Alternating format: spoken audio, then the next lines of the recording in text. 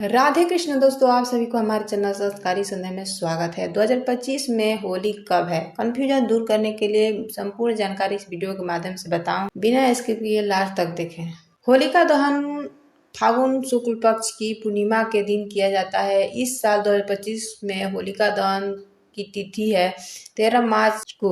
शुभ मुहूर्त रात 11 बजे से 12-12:30 बजे तक रहेगा। माना जाता है कि होलिका दहन करने से घर में नकारात्मक ऊर्जा दूर होती है और सुख समृद्धि का आगमन होता है। परिवार के सभी सदस्यों को होलिका दहन की परिक्रमा करनी चाहिए और होलिका की राख को शरीर पर लगाने बहुत लाभ होता है।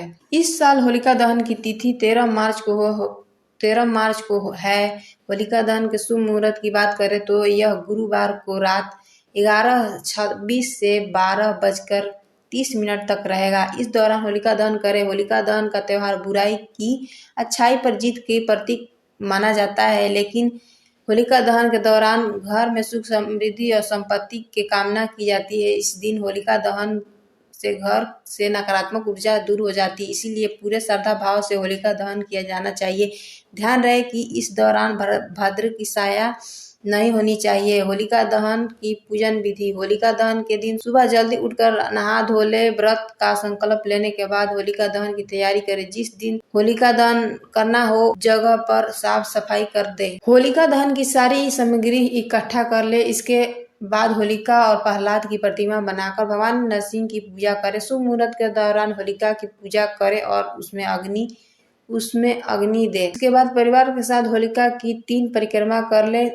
फिर नरसिंह भगवान की प्रार्थना करते हुए होलिका की आग में गेहूं, चने, बाल, जौ, गोबर और उबले हुए आदि चीज डाल दें। इसके बाद होलिका की आग में गुलाब और जल चढ़ाएं। होलिका की आग शांत होने के बाद उसकी राख को घर ले आए। इससे घर की नकारात्मक ऊर्जा दूर होती है। अगर आपके घर में वास्तु दोष है तो होलिका की राख को दक्षिण दिशा के पूर्व अग्नि कोण में रख दे। इसके घर का वास्तु दोष दूर हो जाता है। होलिका दहन की ज्वाला देखने के बाद भोजन ही करना। आखिर होलिका दहन क्यों मनाई जाती है? होलिका दहन के दिन क्या करें? होलिका दहन के दिन बच्चों को लकड़ी की तलवार बनाकर दे, उन्हें दिन भर हंसने और खेलने दे, उन्हें उत्साही सैनिक बनाए ताकि वे साहसी बन सके। होलिका दहन के दिन बच्चों को अलग अलग प्रकार के पकवान खिलाएं, उन्हें पूरी, खीर, मलपुआ, हलवा और कचौड़ी आदि खाने के लिए दे। इससे पूरे साल घर में सुख, शांति और समृद्धि होती है। होलिका दहन के हनुमान जी की पूजा करने का महत्व बताया गया है। इससे सालों भर शुभ परिणाम मिलते हैं। इसके अलावा आज पूरे